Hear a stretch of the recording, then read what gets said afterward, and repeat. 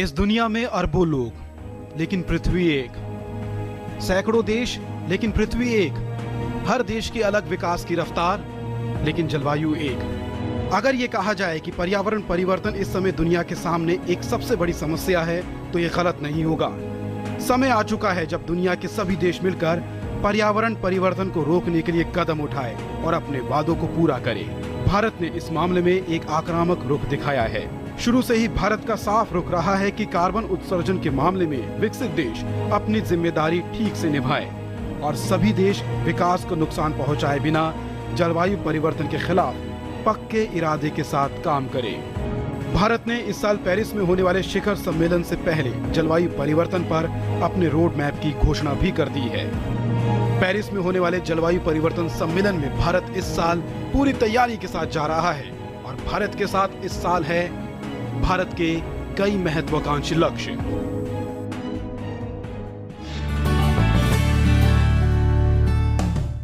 जलवायु परिवर्तन को किस तरह से रोका जाए, इस पर एक बार फिर से जद्दोजहद होगी और इस बार जद्दोजहद होगी पेरिस में 30 नवंबर से।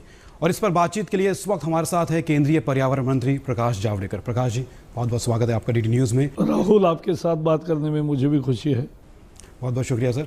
जिस तरह से इस बार पेरिस में सम्मेलन हो रहा है और पेरिस अभी बड़े आतंकवादी हमलों को पेरिस ने देखा है, झेला है, इससे क्लाइमेट चेंज कॉन्फ्रेंस पर कितना असर पड़ा है? क्या इस पे शेड्यूल पे कुछ असर पड़ा है? क्या सुरक्षा को लेकर कुछ चिंताएं हैं? नहीं, इसमें जो बर्बरतापूर्ण हमला हुआ है, आतंकवाद एक मानवता के खिलाफ लड़ाई है और इसलिए ये जो कर रहे हैं, हमें लड़ना है इन दुष्ट प्रवृत्तियों के साथ और सब दुनिया मिलके उल्टा एक डिटर्मिनेशन से हम पेरिस में जा रहे हैं और पेरिस में हम सब मिलके ये कहेंगे कि दुनिया सब मिलके ऐसा रास्ता चलेगी कि जिससे जलवायु परिवर्तन का तो निजात पाएंगे ही आने वाले दिनों में, लेकिन आतंकवाद जैसी जो समस्याएं हैं उसका भी निराकरण इसी सूझबूझ से होगा। जी हाँ, ये बहुत बड़ी समस्या है। क्लाइमेट एक ऐसी चेंज जो समस्या लगातार उभर कर सामने आ रही है। जिस तरह से आतंकवाद के बारे में कहा जाता है कि दुनिया एक राय नहीं हो पा रही है, ऐसा ही क्लाइमेट के बारे में कहा जा रहा है कि क्लाइमेट कंट्रोल को लेकर भी दुनिया एक राय नहीं हो पा रही। देखो, दुनिया देख रही है, अनुभव कर रही है। मानसून अपने देश की मुख्य जीवन धारा है। मानसून बिगड़ गया है, बेमौसमी वर्षा होती है, कभी सूखा होता है, कभी बाढ़ आती है। जहाँ नहीं बाढ़ आती है वहाँ बाढ़ आती है, जहाँ कम वर्षा होती है वहाँ ज़्यादा होती है। बर्फ़ पिघलता है, हमारे आइलैंड्स के आसपास सी का इरोजन होता है, तो बहुत सारे कोस्ट का इरोजन होता है। तो ये सारे मसले देखते हैं। ये पहले भी प्रकृति में होता था, लेकिन अब इसकी तीव्रता बढ़ रही है। तो इसके लिए जो कारण है वो ये है कि आज दुनिया का तापमान लगभग 1 डिग्री से बढ़ा है, 0.8 डिग्री से बढ़ा है। तो ये जो बढ़ा है, यानी एक तरह से पृथ्वी को बुखार आया है। ये बुखार किन के कारण आया? तो विकसित देशों ने जो पिछले 150 सालों में कार्बन का अत्यधिक उत्सर्जन किया, उसके कारण हुआ है। उसमें भारत का हिस्सा केवल 3% है।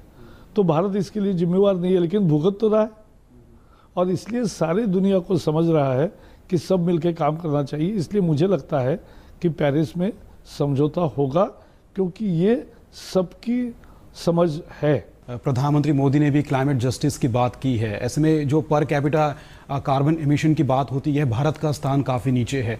एक आंकड़ा बताना जरूरी है कि प्रति व्यक्ति, हर व्यक्ति दुनिया का एक समान है, उसको तरक्की का समान अवसर होना चाहिए।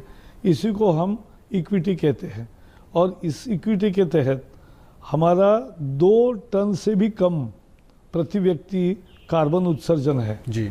और दुनिया में जो कार्बन का सिंक है, यानी जो जंगल है, फेफड़े है, वो प्रति व्यक्ति 700 करोड़ लोग अगर है तो 1400 करोड़ टन वो सोख लेता है। तो हमारा तो उससे भी कम है।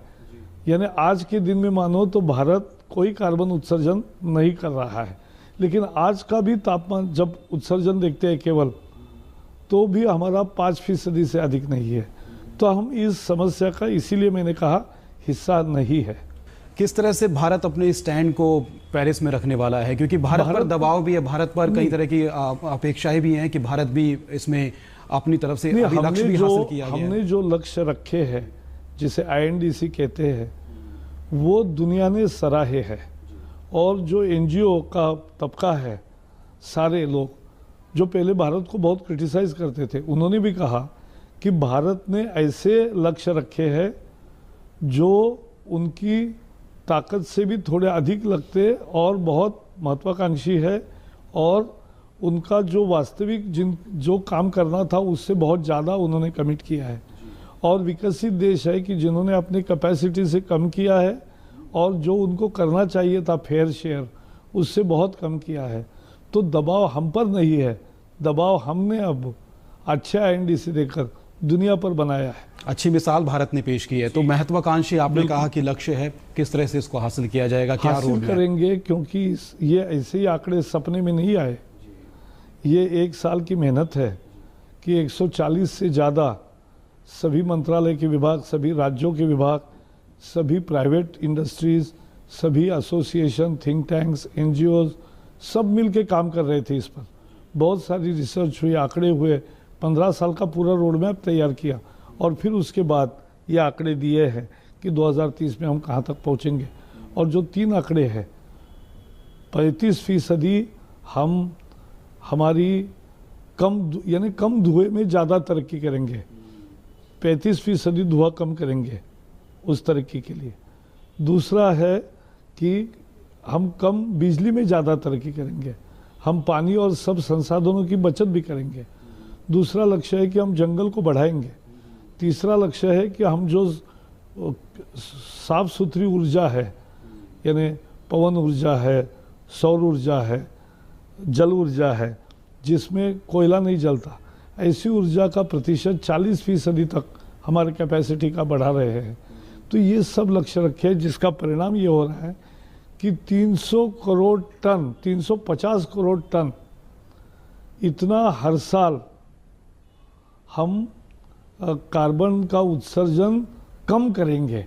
जब हम विकास करते रहेंगे तो कार्बन उत्सर्जन बढ़ना चाहिए, लेकिन 2005 की तुलना में हम 350 करोड़ टन कम करेंगे, यह हमने लक्ष्य दिया। कैसे संभव होगा, क्योंकि प्रधानमंत्री का सपना है 2022 तक हर किसी व्यक्ति के घर सर पर छत हो। बिल्कुल 100 स्मार्ट सिटीज की बात हो रही है, make in India manufacturing hub की बात है। ये सभी कार्यक्रमों में हमने उसका रास्ता भी जो तय किया है वो साफ सुथरा रास्ता तय किया है, और इसलिए तरक्की भी होगी और पर्यावरण की रक्षा भी होगी, दोनों साथ साथ। विकसित देशों पर हमेशा आरोप लगे हैं कि नई टेक्नोलॉजीज देने में वो कतराते हैं, क्योंकि जो नई टेक्नोलॉजीज है काफ़ी महंगी है, उनका काफ़ी रिसर्च में पैसा भी लगा है, वो अभी भी कतरा रहे हैं। क्या देखो, रिसर्च में पैसा लगा है, उनका कोई नुकसान हो ये तो कोई कहेगा नहीं। तो IPR है, वो तो है, लेकिन क्या दुनिया ऐसा नहीं कर सकती जैसे HIV एड्स के लड़ाई में हमने सस्ती दवाई दी और उसके लिए कंपनियों को मुआवजा दिया?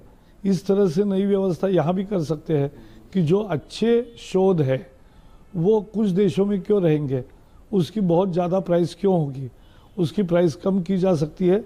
उसके लिए सार्थक सुझाव हमने दिए हैं, और अगर तकनीक का ज़्यादा फैलाव होगा तभी जाके ऊर्जा भी स्वच्छ होगी और हमारे लक्ष्य ज़्यादा अच्छी तरह से परिलक्षित होंगे। क्या सर ज़मीनी स्तर पर क्या विकसित देशों से ऐसी टेक्नोलॉजी आनी शुरू हो गई है जो टेक्नोलॉजी शायद पहले देने से कतराते थे, क्लाइमेट चेंज को रोकने के लिए? इस बात को मद्देनजर कि अगर ये दुर्भाग्य से ऐसा नहीं अभी हुआ है, लेकिन ये विषय लगातार हमने 1 साल भर रखने के कारण अब जॉइंट रिसर्च के बारे में, इनोवेशन के बारे में, एग्जिस्टिंग टेक्नोलॉजीज शेयर करने के बारे में, उसके फंडिंग के बारे में नए नए विचार दुनिया में शुरू हुए हैं, और मुझे लगता है पेरिस में उसको अंतिम रूप मिलेगा।